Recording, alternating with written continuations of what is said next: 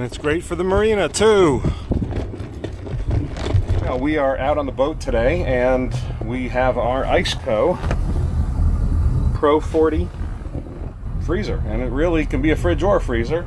It has a nice panel on it where you can change the temperature anytime you want, all the way down to 0 degrees or more, and she chills really quickly. We did some earlier testing and she was from 55 all the way down to 0 degrees in like a half hour, very quickly. And I'm sure someone can correct me, tell me that theirs works a little faster than that, but it's a really nice unit. It's got full insulation, it's got a basket in there. We just have some drinks and a sandwich, some waters on the bottom, and it's got a nice case handle, and just for picking up or for carrying off the boat. And we have it plugged into the cigarette lighter, so we have couple different settings. The battery settings for low voltage will make sure you don't run out of battery on your boat or your RV or your truck or wherever you're using it.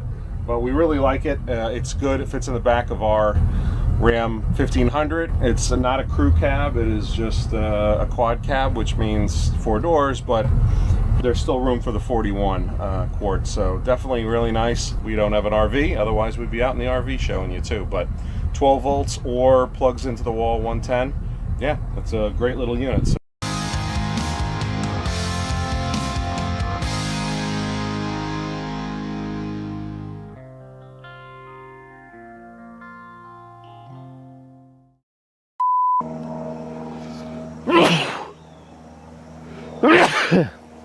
I guess I'm allergic to it. Wheels on the bus go round and round, right? That's how it works.